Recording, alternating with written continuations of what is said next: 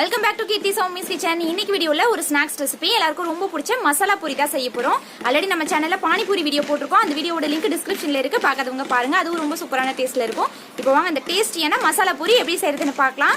கீர்த்தி சௌமிஸ் கிச்சனை first time பாக்குறீங்கன்னா red colour subscribe பட்டனை கிளிக் பண்ணிட்டு பக்கத்துல இருக்க பெல் ஐகான்ல ஆல் கொடுத்துக்கோங்க.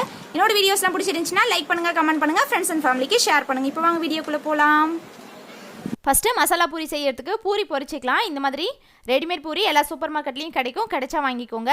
இந்த மாதிரி கிடைக்கல அப்படின்னா ஆல்ரெடி பொரிச்ச பூரி இருக்கும், அது கூட வாங்கிக்கலாம். எண்ணெய் நல்லா காய்ச்சதுக்கப்புறமா இந்த மாதிரி 3-4 பூரி மட்டும் போட்டுக்கோங்க. ஒரே டைமில் நிறைய போட்டுட்டோன்னா கருகிடும். கம்மியாக போட்டோன்னா திருப்பி விடுறதுக்கு ஈஸியாக இருக்கும். இந்த மாதிரி ஒரு சைடு பொரிஞ்சதும் ஒரு சைடு அதுவே திரும்பிக்கும். திரும்பலைன்னா இந்த மாதிரி கரண்டி வச்சு திருப்பி விட்டுக்கோங்க.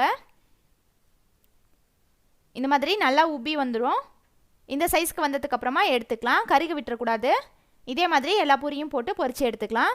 நிறைய போட்டிங்கன்னா ஒரு சைட் மட்டும் கருகிடும், இன்னொரு சைட் திருப்பி விடுறதுக்குள்ளே. அதனால் கம்மியாக போட்டு கொஞ்சம் கொஞ்சமாக எவ்வளோ தேவையோ அந்தளவுக்கு பொரிச்சு எடுத்துக்கோங்க.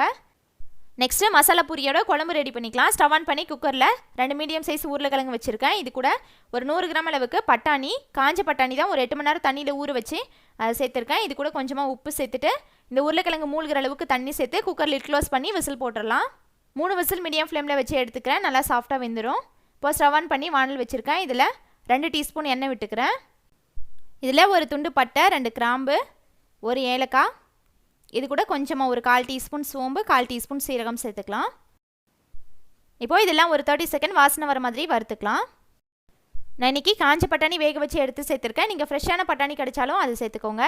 இப்போ இது கூட ஒரு 7-8 பல்லு பூண்டு, 2-3 துண்டு இஞ்சி, ஒரு பச்சை மிளகாய் சேர்த்துட்டு இதையும் ஒரு 30 செகண்ட் வறுத்துக்கலாம். இப்போ இது கூட 2 சின்ன சைஸ் வெங்காயம் இந்த மாதிரி ரஃபாக கட் பண்ணி சேர்த்துருக்கேன்.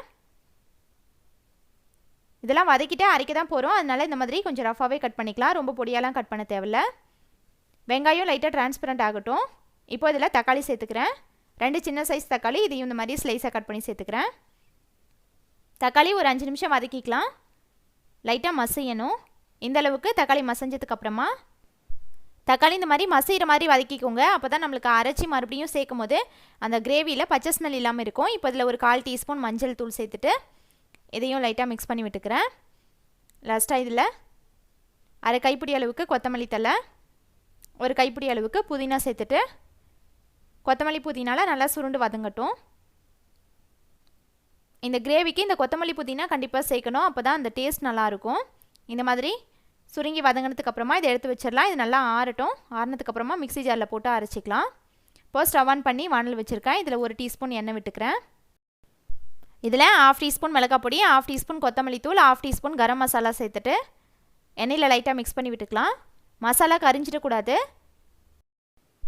இப்போ இது கூட நம்ம வதக்கி அரைச்சி வச்சுருக்க வெங்காயம் தக்காளி பேஸ்ட்டு சேர்த்துட்டு இந்த மசாலா கூட சேர்த்து நல்லா கலந்து விட்டுக்கலாம். இந்த கிரேவி செய்கிறது ரொம்ப ஈஸி. ஒரு குயிக்காக ஒரு 10 மினிட்ஸில் செஞ்சிடலாம். இது சப்பாத்தி, தோசைக்குள்ளலாம் கூட வச்சு சாப்பிட்றதுக்கு நல்லாயிருக்கும். மிக்ஸி ஜார் அலசி கொஞ்சமாக தண்ணி சேர்த்துட்டு இது நல்லா கலந்து விட்டுக்கலாம். ரொம்ப திக்காக இருக்கிற மாதிரி இருந்துச்சுன்னா தண்ணி கொஞ்சம் எக்ஸ்ட்ராவாக சேர்த்துக்கோங்க. இது ஒரு 5 மினிட்ஸ் கொதிச்சதுக்கப்புறமா நம்ம வேக வச்சோம்ல உருளைக்கிழங்கு பட்டாணியெல்லாம் நல்லா மசிச்சு இந்த மாதிரி சேர்த்துக்கலாம். இப்போ இந்த கிரேவி கூடயே சேர்த்து நல்லா கலந்து விட்டுக்கிறேன். இது திக்காக இருக்குது. இப்போ இது கூட தண்ணி சேர்த்துக்கலாம்.